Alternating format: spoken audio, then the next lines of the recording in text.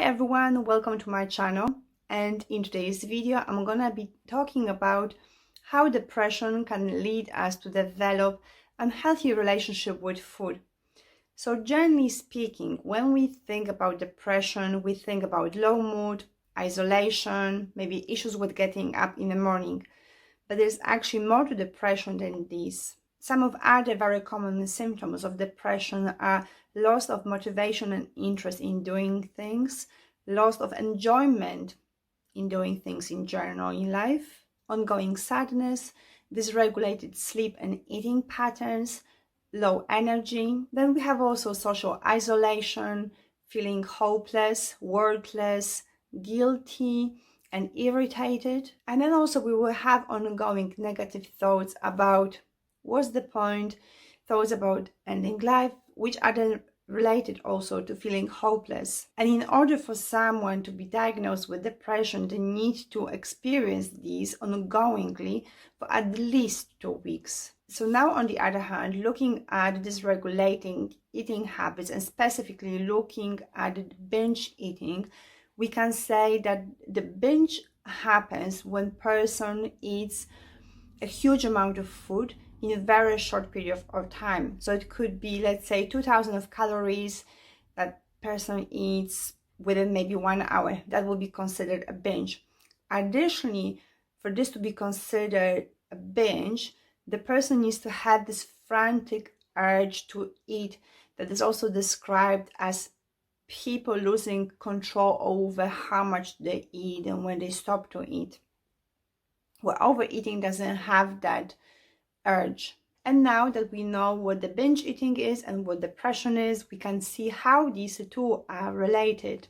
So first of all, one of the reasons why people who are experiencing depression might also struggle with dysregulated eating habits is that when we experience depression, we tend to distance ourselves from experiencing any sort of emotions, whether they are positive or negative.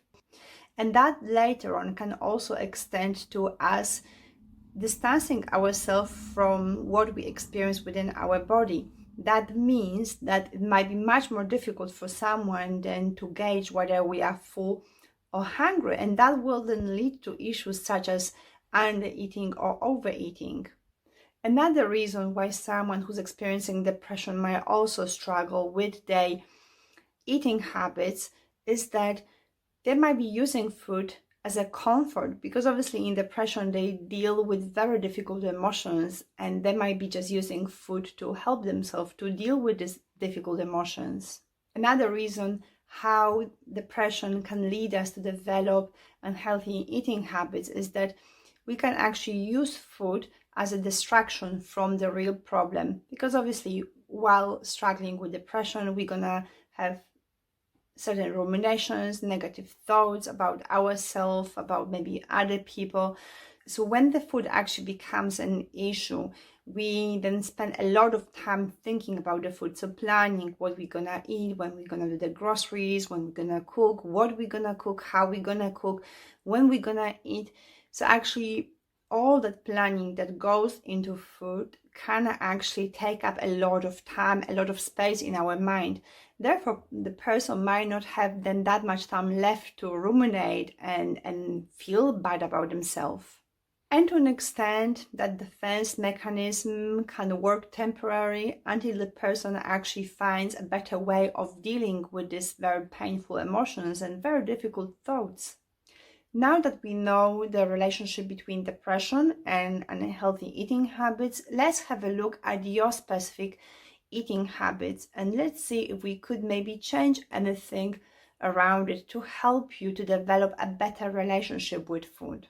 So now you can think about the last time when you had your binge, and don't think about it in a punitive and critical way, but think about it in a way that you want to learn about your unhealthy eating habit and you want to get to know your habits better, knowing where they're originating, what is triggering them, so that you can make positive changes in the future. So one of the questions that you can ask yourself, it is, what possibly might have triggered this binge? How did you feel just before the binge happened?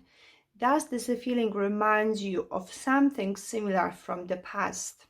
Another thing that you can also learn about your unhealthy relationship with food, it is to think about certain patterns that we can associate with your binges. So how often they happen, in what situations they happen, is there anything that normally triggers your binges, at what time during the day they happen, what kind of food do you eat during your binges. So all this detective work that we're doing here with all these questions and with learning about your patterns will actually give you some sort of clarity about your eating habits, about this unhealthy relationship that you have with food.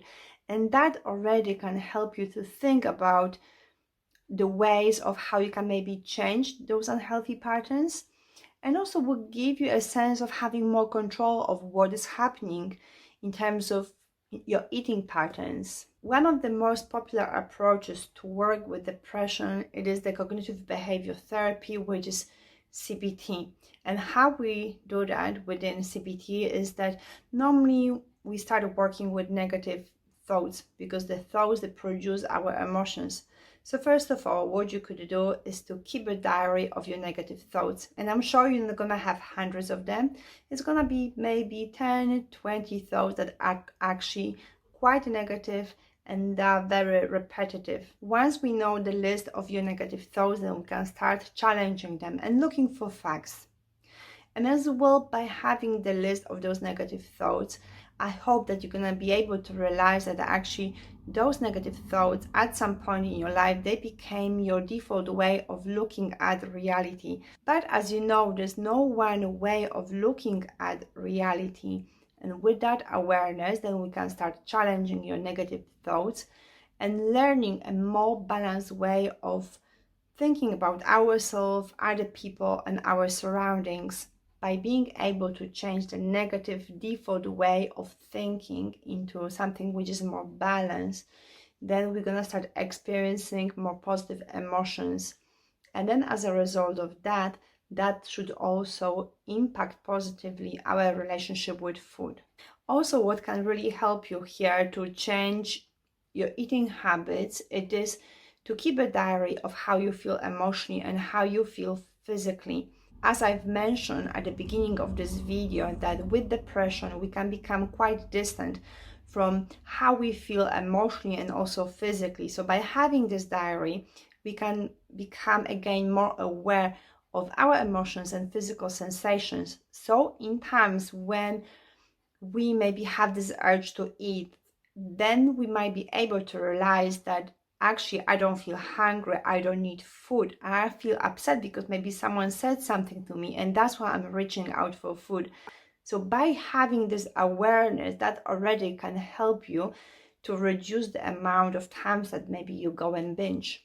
I also hope that by now you understand why following certain diet regimes doesn't work, but on the other hand, it might only contribute more negative emotions such as self-blame and guilt to your depression.